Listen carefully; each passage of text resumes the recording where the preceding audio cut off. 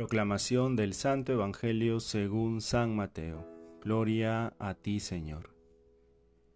En aquel tiempo, cuando llegó Jesús a la región de Cesarea de Filipo, hizo esta pregunta a sus discípulos: ¿Quién dice la gente que es el Hijo del Hombre?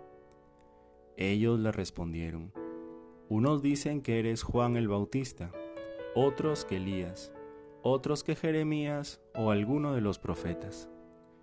Luego les preguntó: ¿y ustedes, quién dicen que soy yo? Simón Pedro tomó la palabra y le dijo: Tú eres el Mesías, el Hijo de Dios vivo. Jesús le dijo entonces: Dichoso tú, Simón, hijo de Juan, porque esto no te lo ha revelado ningún hombre, sino mi Padre que está en los cielos. Y yo te digo a ti que tú eres Pedro, y sobre esta piedra edificaré mi iglesia. Los poderes del infierno no prevalecerán sobre ella. Yo te daré las llaves del reino de los cielos. Todo lo que ates en la tierra quedará atado en el cielo, y todo lo que desates en la tierra quedará desatado en el cielo. Y les ordenó a sus discípulos que no dijeran a nadie que él era el Mesías. Palabra del Señor. Gloria a ti, Señor Jesús. La liturgia de la palabra de este domingo nos invita a reflexionar en torno al tema de la Iglesia como comunidad de creyentes, en donde toda autoridad debe entenderse como un servicio al pueblo de Dios.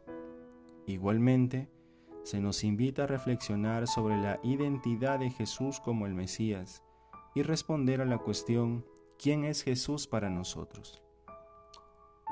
La primera lectura nos presenta a Dios guiando la historia humana para hacer cumplir su designio salvador. Yahvé constituye a Eliacim como servidor de su pueblo. Dios elige a quien quiere para confiarle una misión de servicio. El Evangelio, por otra parte, nos narra la elección de Pedro como pastor de la iglesia. Jesús le confiere esa autoridad en el gesto de la entrega de las llaves. No se trata, obviamente, de una autoridad para mandar, sino para servir más al pueblo de Dios. La autoridad no es imposición, no es el ejercicio despótico de un poder político, económico, religioso o intelectual, sino una autoridad fundada en la verdad, en la honestidad, en definitiva, en la integridad moral y espiritual. Nuestros pastores, en el ejercicio de su ministerio, basan su liderazgo en el modelo de Jesús. Toda autoridad debe infundir confianza, credibilidad. En la segunda lectura, San Pablo nos manifiesta que los designios de Dios son muchas veces comprensibles para los hombres. El creyente tiene que dar siempre una respuesta de fe. La elección de Pedro, un humilde pescador, para encargarle el cuidado de la iglesia, es sin duda uno de esos designios de Dios. Pedro había hecho previamente una profesión de fe, donde dijo que Jesús es el Mesías, el Hijo de Dios vivo.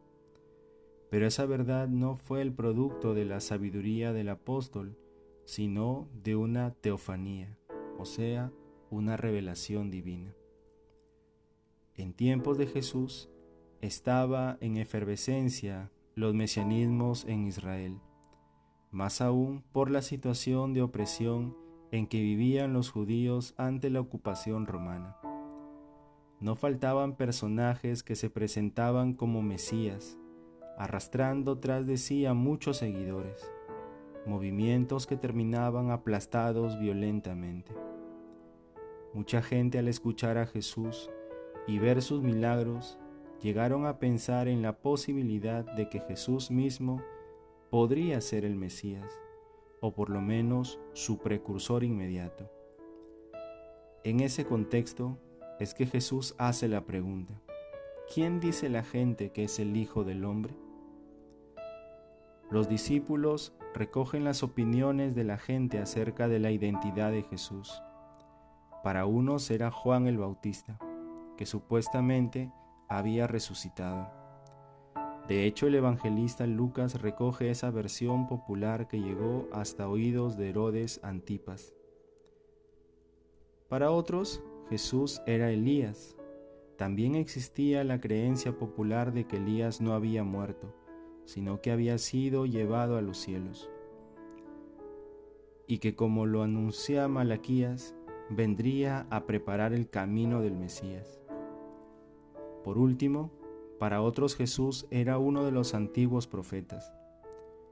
En todos los casos, en las versiones recogidas, se reconocía a Jesús como profeta e incluso como precursor del Mesías, pero no como el mismo Mesías.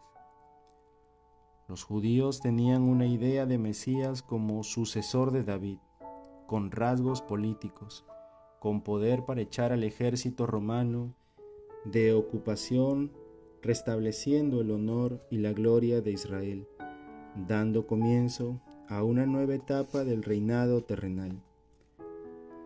El Mesías es considerado como un superhombre, pero Jesús no encaja en ese molde de Mesías. Jesús preguntó a sus discípulos: ¿y ustedes, quién dicen que soy yo? Jesús exige a sus discípulos que no solamente recojan las versiones sobre lo que la gente dice de él, sino una toma de postura con respecto a su persona y su obra. Resulta fundamental que los discípulos sepan a quién están siguiendo. ¿Siguen a un líder político, religioso, que restaurará el reino de Israel? ¿A un Mesías sufriente que debe pasar por la humillación de la cruz para llegar a la gloria? De la respuesta que se dé a la pregunta planteada por Jesús dependerá el significado y alcance del seguimiento. Los discípulos habían tenido un contacto más cercano con su Maestro, habían sido testigos de sus milagros, habían recibido directamente sus enseñanzas. Aún así, no estaba garantizado que realmente habían entendido quién era Jesús, cuál era realmente la dimensión de su misión. Al igual que la opinión común de la gente, los discípulos imaginaban a un Mesías lleno de poder, con capacidad para restaurar el reino de Israel, expulsando a los invasores romanos. Jesús, en cambio, quiere purificar esas falsas ideas del mesianismo, haciéndoles entender que el Mesías tenía que sufrir, que su reino no era de este mundo. Jesús necesitaba preparar a sus discípulos, haciéndoles ver la verdadera naturaleza de su mesianismo. Pedro confiesa a Jesús como el Mesías, cuando dice: «Tú eres el Mesías, el Hijo de Dios vivo». Pedro obviamente no llegaba a entender el verdadero significado de lo que decía. Jesús ordena a sus discípulos que no dijesen a nadie que Él era el Mesías, pues no quiere que se mal entienda su mesianismo. El reconocimiento por parte de Pedro de Jesús como el Cristo es incompleto, en el sentido de que Pedro tiene una idea reductiva de lo que significa ese título atribuido a Jesús. No puede concebir y aceptar la idea de un Cristo sufriente, y menos la muerte del ungido en el madero de una cruz. En el proceso seguido a Jesús se pone en evidencia cómo se malentiende el título de Rey o Cristo atribuido a Jesús. Los mismos discípulos no llegaron a comprender la verdadera naturaleza del mesianismo de Jesús, sino hasta después de la resurrección. El texto de la confesión de Pedro nos permite conocer cómo los discípulos de Jesús fueron tomando conciencia progresiva de la verdadera naturaleza del mesianismo de Jesús. Para los hombres de nuestro tiempo, también resulta fundamental replantearnos la pregunta hecha por Jesús: ¿quién dicen que soy yo? Una pregunta que sigue estando vigente para todo creyente que pretende ser un seguidor de Jesús. ¿A quién realmente seguimos? ¿A un Jesús que nosotros hemos construido según nuestras necesidades o expectativas? Es decir, a un Jesús hecho a nuestra medida. Es importante contrastar nuestra idea de Cristo con lo que ha sido revelado en la Escritura y tradición de la Iglesia. Es importante curarnos de falsos mesianismos de nuestro tiempo. La pregunta planteada por Jesús, ustedes, ¿quién dicen que soy yo?, es una interpelación directa y personal a cada uno de los creyentes y espera una respuesta también personalizada. Esa respuesta brota ciertamente de nuestro conocimiento de las Escrituras, pero sobre todo de nuestra experiencia de encuentro personal con Cristo. Jesús no es solamente el portador de la palabra de Dios, sino que Él mismo es la palabra hecha carne. Jesús no es un personaje lejano en la historia. Por su resurrección, no está limitado a un tiempo o espacio, es decir, es contemporáneo a nosotros, y por eso podemos encontrarnos con Él. Por eso, Él puede seguir interpelándonos.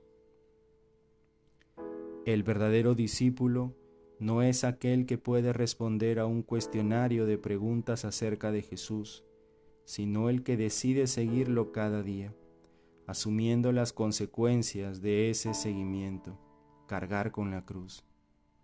El tema de la identidad de Jesús tiene que enmarcarse en el tema del seguimiento. Conocemos a Jesús para poderle seguir. Jesús nos invita a seguirlo, pero ese seguimiento supone necesariamente algún tipo de renuncia. Ningún cristiano está exonerado de la cruz. Para esa cruz debemos seguir al Señor, y esa cruz tiene sentido por el crucificado y resucitado.